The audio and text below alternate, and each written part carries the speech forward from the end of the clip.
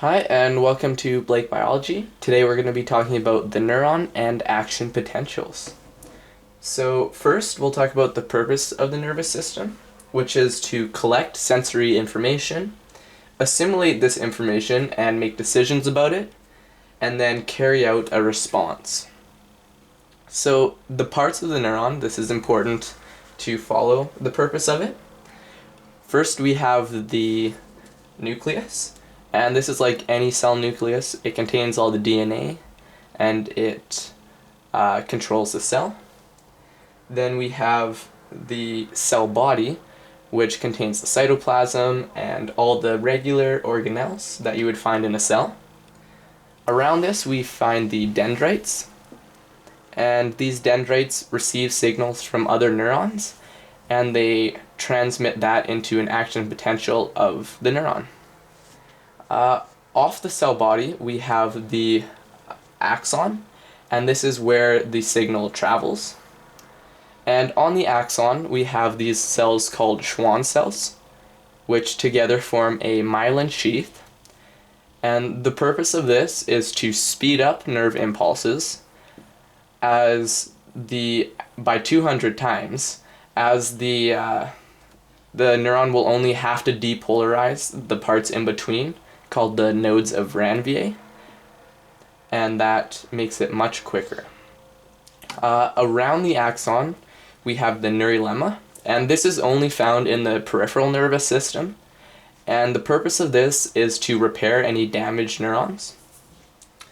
At the end of the axon, we have the axon terminals, and then the synaptic knobs at the very end, and this is where the neurotransmitters are sent out from the axon and onto the next neurons. So next we have three kinds of neurons. We've got sensory neurons, which receive the initial stimulus and they carry out the impulse to the central nervous system. Then we have motor neurons, which stimulate the effectors to carry out a response away from the central nervous system. And then we have the interneurons, which are a link between the two, and they're found in the brain and the spinal cord. So next we'll move on to an action potential and an action potential graph.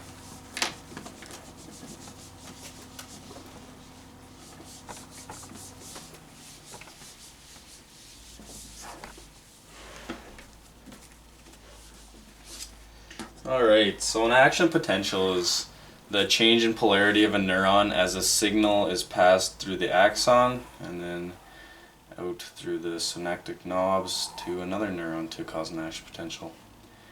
Here we'll just get the action potential graph set up with all our charges on the side here, and then this will just be as we travel through the action potential.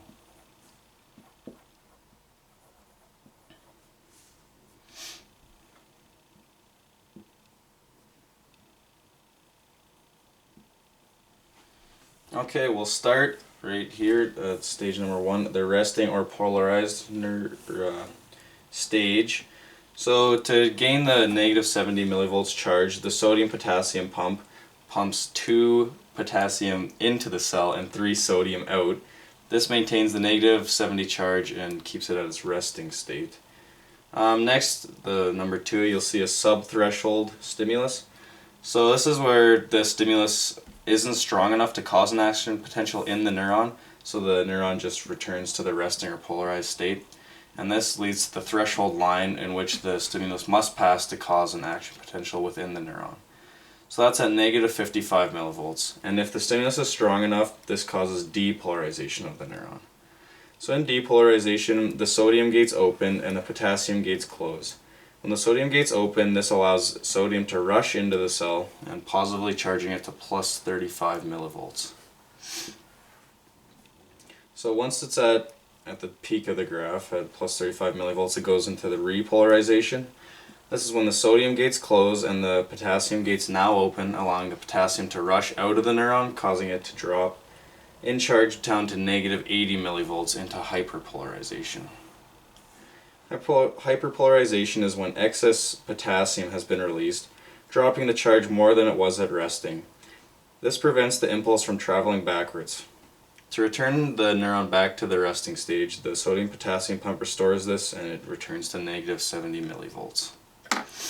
Alright, so this has been the Neuron and action potentials, and I hope it was helpful.